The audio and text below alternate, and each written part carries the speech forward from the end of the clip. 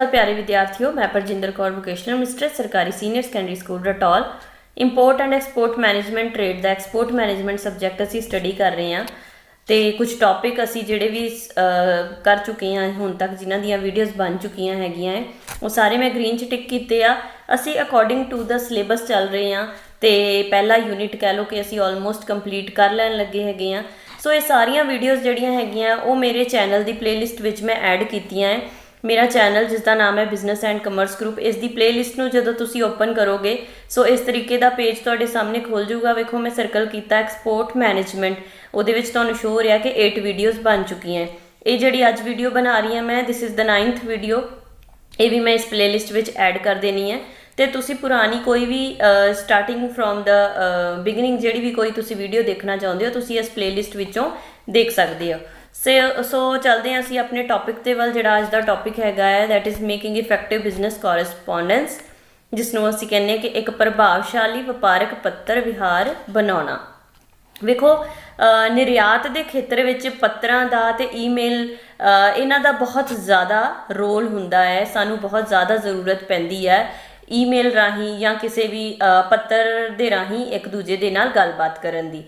सो इस खेत्र दे विच की है कि जिहड़ी निर्यात कंपनी हैगी आ उस द्वारा अपना प्रस्ताव भी भेजना हुंदा है। ठीक है, अपने प्रस्ताव भेजना, आयातकर्ता द्वारा उसके ऑर्डर की बुकिंग भेजनी वो भी पत्र के राही हुंदा है। कोई कोटेशन भेजनी है, कोई ग्राहक हैगा है उसकी कोई शिकायत है वो भी असी सुननी है, वो भी पत्र के राही ही वो सानू शिकायत करता है। या असी कोई गल पुछनी है, मान लो असी फीडबैक लैना है कस्टमर तो वो भी असी पत्र के राही ही उस तो फीडबैक लैने आ।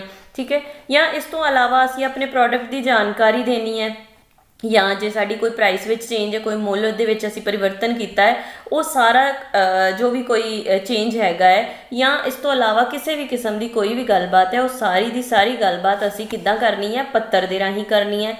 वो ईमेल भी हो सकती है, ठीक है, या दूसरा पत्र भी हो सकता है जिहड़ा सिंपल पोस्टल हुंदा है। ठीक है, सो इस दे अकॉर्डिंग कहते हैं कि जिहड़ा साडा बिजनेस है उहदे विच एक पत्र का बहुत वड्डा रोल हुंदा है।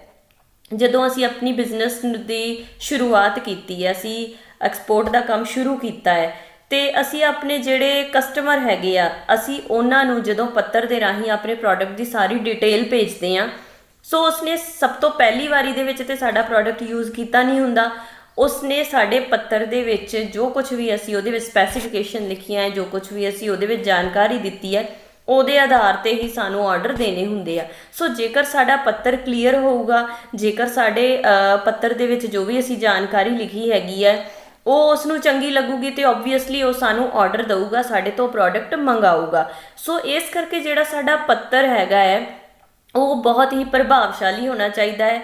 ਉਸ ਨੂੰ ਬਣਾਉਣ ਦੇ ਵਿੱਚ ਸਾਨੂੰ ਬਹੁਤ ਸਾਰੀਆਂ ਗੱਲਾਂ ਦਾ ਧਿਆਨ ਰੱਖਣਾ ਚਾਹੀਦਾ ਹੈ ਤਾਂ ਕਿ ਜਿਹੜੇ ਸਾਡੇ ਆਰਡਰ ਹੈਗੇ ਆ ਉਹ ਸਾਨੂੰ ਮਿਲ ਸਕਣ, ग्राहक साडे तो समान खरीदण वास्ते तैयार हो सके।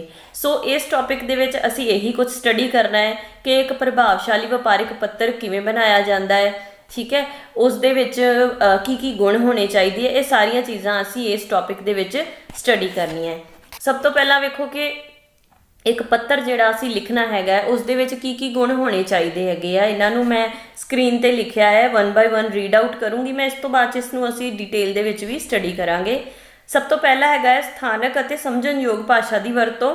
ठीक है, प्रोडक्ट बारे विस्तारपूर्वक जानकारी, सही अते स्पष्ट जानकारी, संचार का ढंग पूर्व निश्चित होवे, विशेष छोटां बारे जानकारी अलग लिखी होवे, अते लास्ट हैगा कि पुछ-गिछ का जवाब तुरंत दिता जाए। सो इन्हां नूं ही असी 1 by 1 हुण स्टडी करन लगे हाँ। सब तो पहला जिहड़ा हैगा वो हैगा स्थानक भाषा की वरतों, स्थानक अते समझणयोग भाषा। ठीक है, स्थानक जिहड़ी बोली उत्थे लोकल लैवल ते बोली जाती है जिहदे नाल असी बिजनेस करना है। जदों असी अपना पत्र लिखना हैगा है कह लो कि आयात कंपनी नूं जिसने साडा प्रोडक्ट मंगाना है, असी निर्यात कर रहे हैं तो जिन्हें साडा प्रोडक्ट मंगाना हैगा है ਉਹ ਕਿਹੜੀ ਕੰਪਨੀ ਹੋਈ, आयात कंपनी होई, इंपोर्ट करने वाली कंपनी होई। सो आयात कंपनी ਜਿਹੜੇ भी देश की है, जो असी एक्सपोर्ट करना है तो असी किसी दूसरे देश 'ਚ ही भेजांगे। सो उस देश की भाषा, स्थानक भाषा, जे असी स्थानक भाषा मान लो असी नहीं जानते तो फिर then we have to use the international language that is English. English नूं असी इस्तेमाल करके उस पत्र नूं असी लिखांगे ताकि वो जिहड़ी लैंगुएज हैगी आ जां जो भी साडी डिटेल हैगी पत्र दी ਉਹ ਸਾਡੀ ਕੰਪਨੀ ਜਿਹਦੇ ਨਾਲ ਅਸੀਂ ਡੀਲ ਕਰਨ ਲੱਗੇ ਆ ਉਸ ਨੂੰ ਸਮਝ ਆ ਸਕੇ। ਸੋ ਪਹਿਲਾ ਪੁਆਇੰਟ ਬਿਲਕੁਲ ਕਲੀਅਰ ਹੈ ਕਿ ਪੱਤਰ ਲਿਖਦੇ ਸਮੇਂ ਸਾਨੂੰ ਉਸ ਭਾਸ਼ਾ ਦੀ ਵਰਤੋਂ ਕਰਨੀ ਚਾਹੀਦੀ ਹੈ ਜਿਹੜੀ ਭਾਸ਼ਾ ਸਾਡੇ ਨਾਲ ਡੀਲਿੰਗ ਕੰਪਨੀ ਨੂੰ ਸਮਝ ਆ ਸਕੇ। ਸੈਕੰਡ ਪੁਆਇੰਟ ਹੈਗਾ ਹੈ ਪ੍ਰੋਡਕਟ ਬਾਰੇ ਵਿਸਤਾਰਪੂਰਵਕ ਜਾਣਕਾਰੀ। ਜਿਵੇਂ ਮੈਂ ਪਹਿਲਾਂ ਵੀ ਤੁਹਾਨੂੰ ਦੱਸਿਆ ਕਿ ਅਸੀਂ ਜਦੋਂ ਆਪਣੀ ਐਕਸਪੋਰਟ ਦਾ ਬਿਜ਼ਨਸ ਸਟਾਰਟ ਕਰਨਾ ਹੈ ਤੇ ਅਸੀਂ ਆਪਣੇ ਪੱਤਰ ਦੇ ਵਿੱਚ ਲਿਖ ਕੇ ਸਾਰੀ ਡਿਟੇਲ ਅਸੀਂ ਕੰਪਨੀ ਨੂੰ ਗ੍ਰਾਹਕ ਨੂੰ ਭੇਜਣੀ ਹੈਗੀ ਹੈ। ਸੋ ਉਸਨੇ ਸਾਡੇ ਪੱਤਰ ਦੇ ਬੇਸ 'ਤੇ ਹੀ ਸਾਡੀ ਕੁਆਲਿਟੀ ਜਾਂ ਕੁਆਂਟਿਟੀ ਜਾਂ ਜੋ ਵੀ ਹੈਗਾ ਪ੍ਰੋਡਕਟ ਦੀ ਉਸ ਦੇ ਬਾਰੇ ਜਜਮੈਂਟ ਕਰਨੀ ਹੈਗੀ ਹੈ ਕਿ ਪ੍ਰੋਡਕਟ ਕਿਵੇਂ ਦਾ ਹੈ, ਵਧੀਆ ਹੈ ਕਿ ਨਹੀਂ ਹੈਗਾ। ਉਹ ਸਾਰੀ ਡਿਟੇਲ ਉਸਨੂੰ ਪੱਤਰ ਵਿੱਚੋਂ ਮਿਲਣੀ ਚਾਹੀਦੀ ਹੈ। ਸੋ ਜੇਕਰ ਅਸੀਂ ਸਾਰੀ ਵਿਸਤਾਰ ਦੇ ਵਿੱਚ ਜਾਣਕਾਰੀ ਉਸ ਪੱਤਰ ਦੇ ਵਿੱਚ ਐਡ ਕਰਾਂਗੇ ਤੇ ਫਿਰ ਹੀ ਉਹ ਕੰਪਨੀ ਸਾਨੂੰ ਆਰਡਰ ਦੇਊਗੀ। ਸੋ ਇਹ ਦੂਸਰੀ ਚੀਜ਼ ਦਾ ਵੀ ਸਾਨੂੰ ਬਹੁਤ ਜ਼ਿਆਦਾ ਧਿਆਨ ਰੱਖਣਾ ਪੈਣਾ ਹੈ ਜਦੋਂ ਅਸੀਂ ਆਪਣਾ ਪੱਤਰ ਭੇਜਣਾ ਹੈਗਾ ਹੈ ਕਿਸ ਨੂੰ, ਆਯਾਤ ਕੰਪਨੀ ਨੂੰ। ਥਰਡ ਪੁਆਇੰਟ ਹੈਗਾ ਹੈ ਸਹੀ ਅਤੇ ਸਪਸ਼ਟ ਜਾਣਕਾਰੀ। ਵੇਖੋ ਜਾਣਕਾਰੀ ਅਸੀਂ ਉਹਦੇ ਵਿੱਚ ਲਿਖਣੀ ਜ਼ਰੂਰ ਹੈਗੀ ਹੈ, ਸਾਰੀ ਦੀ ਸਾਰੀ ਜਾਣਕਾਰੀ ਲਿਖਣੀ ਹੈ, ਪਰ ਦੂਸਰੀ ਚੀਜ਼ ਇਹ ਵੀ ਧਿਆਨ ਰੱਖਣੀ ਹੈ ਕਿ ਜਾਣਕਾਰੀ ਗਲਤ ਨਾ ਹੋਵੇ। ਅਸੀਂ ਸਹੀ ਤੇ ਸਪਸ਼ਟ ਜਾਣਕਾਰੀ ਲਿਖਣੀ ਹੈ, ਉਹਦੇ ਵਿੱਚ ਫੈਕਟਸ ਹੋਣੇ ਚਾਹੀਦੇ ਹੈ। ਜੇਕਰ ਅਸੀਂ ਉਸ ਦੇ ਵਿੱਚ ਕੋਈ ਰੋਂਗ ਚੀਜ਼ ਲਿਖ ਦਿੰਦੇ, ਕੋਈ ਗਲਤ ਚੀਜ਼ ਲਿਖ ਦਿੰਦੇ ਹਾਂ ਤੇ ਫਿਰ ਇਹ ਕਹਿ ਲਓ ਕਿ ਇੱਕ ਤਰ੍ਹਾਂ ਦਾ ਫਰਾਡ ਹੋ ਸਕਦਾ ਹੈ। ਅਸੀਂ ਕੁਝ ਵੀ ਗਲਤ ਜਾਂ ਕੁਝ ਵੀ ਅਨਨੈਸੈਸਰੀ ਚੀਜ਼ ਜਿਹੜੀ ਹੈਗੀ ਅਸੀਂ ਆਪਣੇ ਪੱਤਰ ਦੇ ਵਿੱਚ ਸ਼ਾਮਿਲ ਨਹੀਂ ਕਰਨੀ। ਠੀਕ ਹੈ, ਜੋ ਵੀ ਕੁਝ ਉਸ ਦੇ ਵਿੱਚ ਲਿਖਿਆ ਹੋਣਾ ਚਾਹੀਦਾ ਉਹ ਬਿਲਕੁਲ ਸਹੀ ਹੋਣਾ ਚਾਹੀਦਾ ਹੈ, ਸਪਸ਼ਟ ਹੋਣਾ ਚਾਹੀਦਾ ਹੈ, ਪਲੱਸ ਉਹ ਆਸਾਨੀ ਦੇ ਨਾਲ ਸਮਝ ਆਉਣ ਵਾਲਾ ਹੋਣਾ ਚਾਹੀਦਾ। ਉਹ ਕੰਪਨੀ ਨੂੰ ਆਸਾਨੀ ਨਾਲ ਸਮਝ ਆ ਜਾਵੇ ਕਿ ਅਸੀਂ ਕੀ ਕਹਿਣਾ ਚਾਹੁੰਦੇ ਜਾਂ ਸਾਡੇ ਪ੍ਰੋਡਕਟ ਦੇ ਵਿੱਚ ਕੀ ਚੀਜ਼ ਕੀ ਸਪੈਸੀਫਿਕੇਸ਼ਨ ਹੈ, ਉਸਨੂੰ ਹਰ ਚੀਜ਼ ਜਾਂ ਪ੍ਰਾਈਸ ਹੈਗੀ ਹੈ, everything must be very much clear. Next point ਹੈਗਾ ਹੈ ਸੰਚਾਰ ਦਾ ਢੰਗ ਪੂਰਵ ਨਿਸ਼ਚਿਤ ਹੋਵੇ। ਹੁਣ ਕੰਪਨੀ ਜਿਹਦੇ ਨਾਲ ਵੀ ਅਸੀਂ ਡੀਲ ਕਰ ਰਹੇ ਹਾਂ ਅਸੀਂ ਉਸ ਦੇ ਨਾਲ ਸੰਚਾਰ ਕਿਵੇਂ ਕਰਨਾ ਹੈ ਇਹ ਚੀਜ਼ ਵੀ ਪਹਿਲਾਂ ਤੋਂ ਹੀ ਡਿਸਾਈਡ ਹੋਣੀ ਚਾਹੀਦੀ ਹੈ। Like if we want to do communication through email ਤੇ ਫਿਰ ਉਹਦੇ ਵਿੱਚ ਸਾਡੇ ਪੱਤਰ 'ਚ ਲਿਖਿਆ ਜਾਵੇ ਕਿ ਪਲੀਜ਼ ਤੁਸੀਂ ਇਸ ਦਾ ਜਵਾਬ ਸਾਨੂੰ ਈਮੇਲ ਰਾਹੀਂ ਇਸ ਈਮੇਲ 'ਤੇ ਦੇ ਦਿਓ। ਜਾਂ ਅਸੀਂ ਉਹਨਾਂ ਤੋਂ ਫੈਕਸ ਦੇ ਨਾਲ ਡਿਟੇਲ ਮੰਗਾਣੀ ਤੇ ਫਿਰ ਅਸੀਂ ਆਪਣਾ ਫੈਕਸ ਨੰਬਰ ਉਹਦੇ ਵਿੱਚ ਦੇਵਾਂਗੇ ਜਾਂ ਕੋਈ ਹੋਰ ਮਾਧਿਅਮ ਜੇ ਅਸੀਂ ਕੋਈ ਚੂਜ਼ ਕਰਨਾ ਹੈ। ਸੋ ਉਹ ਜੋ ਵੀ ਅਸੀਂ ਸਿਲੈਕਸ਼ਨ ਕਰਨੀ ਹੈ ਉਹ ਪਹਿਲਾਂ ਤੋਂ ਹੀ ਡਿਸਾਈਡਡ ਹੋਣੀ ਚਾਹੀਦੀ ਹੈ, ਉਸ ਦੇ ਵਿੱਚ ਚੇਂਜ ਨਹੀਂ ਕਰਨੀ। ਤੇ ਪਲੱਸ ਜੇ ਮੰਨ ਲਓ ਅਸੀਂ ਈਮੇਲ ਰਾਹੀਂ ਜਵਾਬ ਮੰਗ ਰਹੇ ਤੇ ਸਾਡੀ ਈਮੇਲ ਉਹਦੇ ਵਿੱਚ ਲਿਖੀ ਹੋਣੀ ਚਾਹੀਦੀ ਹੈ। ਸੋ ਇਹਨਾਂ ਚੀਜ਼ਾਂ ਦਾ ਵੀ ਧਿਆਨ ਅਸੀਂ ਰੱਖਣਾ ਹੈ ਜਦੋਂ ਅਸੀਂ ਇੱਕ ਪੱਤਰ ਲਿਖਣਾ ਹੈਗਾ ਹੈ। ਅਗਲਾ ਹੈਗਾ ਹੈ ਵਿਸ਼ੇਸ਼ ਛੋਟਾਂ ਬਾਰੇ ਜਾਣਕਾਰੀ ਅਲੱਗ ਲਿਖੀ ਹੋਵੇ।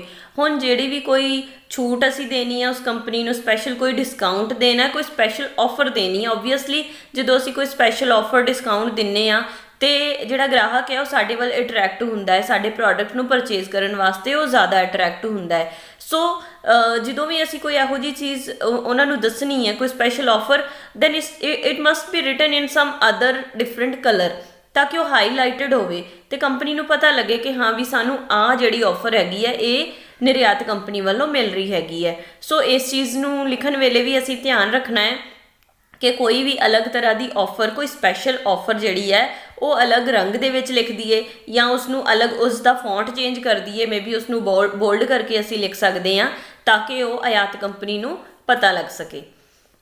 ਇਸ ਤੋਂ ਬਾਅਦ ਦੇ ਵਿੱਚ ਜਿਹੜਾ ਲਾਸਟ ਹੈਗਾ ਉਹ ਹੈਗਾ ਕਿ ਪੁੱਛ ਗਿੱਛ ਦਾ ਜਵਾਬ ਅਸੀਂ ਤੁਰੰਤ ਦੇਣਾ ਹੈਗਾ ਹੈ। ਉਸ ਦਾ ਜਵਾਬ ਤੁਰੰਤ ਦੇਣ ਦਾ ਰੀਜ਼ਨ ਕੀ ਹੈ ਕਿ ਜੇ ਅਸੀਂ ਜਵਾਬ ਤੁਰੰਤ ਨਹੀਂ ਦੇਵਾਂਗੇ ਤੇ ਜਿਹੜੀ ਆਯਾਤ ਕੰਪਨੀ ਉਹ ਕਿਸੇ ਹੋਰ ਪ੍ਰੋਡਕਟ ਵੱਲ ਸ਼ਿਫਟ ਹੋ ਜੂਗੀ। ਜੇ ਅਸੀਂ ਬਿਜ਼ਨਸ ਕਰਨਾ ਹੈ then we must be very fast. ਸਾਨੂੰ ਹਰ ਕੰਮ ਦੇ ਵਿੱਚ ਬਹੁਤ ਜ਼ਿਆਦਾ ਫਾਸਟ ਹੋਣਾ ਪਊਗਾ, ਰਿਪਲਾਈ ਦੇ ਵਿੱਚ ਵੀ ਸਾਨੂੰ ਫਾਸਟ ਹੋਣਾ ਪਊਗਾ। ਜੇਕਰ ਅਸੀਂ ਰਿਪਲਾਈ ਡਿਲੇ ਕਰ ਦਿੰਦੇ ਹਾਂ ਤੇ ਫਿਰ ਆਯਾਤ ਕੰਪਨੀ ਕਿਸੇ ਹੋਰ ਪ੍ਰੋਡਕਟ ਵੱਲ ਸ਼ਿਫਟ ਹੋ ਸਕਦੀ ਹੈ, ਕੋਈ ਹੋਰ ਕਿਸੇ ਹੋਰ ਕੰਪਨੀ ਦਾ ਪ੍ਰੋਡਕਟ ਉਹ ਆਰਡਰ ਕਰ ਸਕਦੇ ਆ। ਸੋ ਇਸ ਚੀਜ਼ ਦਾ ਧਿਆਨ ਵੀ ਅਸੀਂ ਜਦੋਂ ਅਸੀਂ ਕੋਈ ਪੱਤਰ ਲਿਖਣਾ ਹੈਗਾ ਹੈ ਉਸ ਵੇਲੇ ਬਹੁਤ ਜ਼ਿਆਦਾ ਇਸ ਚੀਜ਼ ਦਾ ਧਿਆਨ ਰੱਖਣਾ ਹੈ। ਸੋ ਇਹ ਸਾਰੇ ਪੁਆਇੰਟ ਸੀਗੇ ਜਿਹੜੇ ਕਿ ਇਸ ਟੌਪਿਕ ਨੂੰ ਕਵਰ ਕਰਦੇ ਆ। ਇਹ ਸਿੰਪਲ ਤੇ ਥੋੜ੍ਹਾ ਛੋਟਾ ਜਿਹਾ ਹੀ ਟੌਪਿਕ ਸੀਗਾ। ਆਈ ਹੋਪ ਕਿ ਤੁਹਾਨੂੰ ਟੌਪਿਕ ਸਮਝ ਲੱਗ ਗਿਆ ਹੋਊਗਾ। ਹੁਣ ਇਸ ਟੌਪਿਕ ਦੇ ਵਿੱਚੋਂ ਕੁਐਸਚਨ ਬਣਦਾ ਹੈ ਕਿ ਇੱਕ ਪ੍ਰਭਾਵਸ਼ਾਲੀ ਵਪਾਰਿਕ ਪੱਤਰ ਬਣਾਉਣ ਦੇ ਤਰੀਕਿਆਂ ਬਾਰੇ ਵਿਸਤਾਰਪੂਰਵਕ ਜਾਣਕਾਰੀ ਦਿਓ। ਸਿੰਪਲ ਕੁਐਸਚਨ ਹੈ, ਇਸੇ ਤਰੀਕੇ ਦੇ ਨਾਲ ਹੀ ਇਹ ਪੇਪਰ ਦੇ ਵਿੱਚ ਆ ਸਕਦਾ ਹੈ ਤੁਹਾਨੂੰ। ਤੇ ਆਈ ਹੋਪ ਕਿ ਵੀਡੀਓ ਤੁਹਾਨੂੰ ਕਾਫੀ ਹੈਲਪਫੁਲ ਰਹੀ ਹੋਊਗੀ ਇਸ ਟੌਪਿਕ ਨੂੰ ਸਮਝਣ ਦੇ ਵਿੱਚ। So in the end I would like to say thank you so much.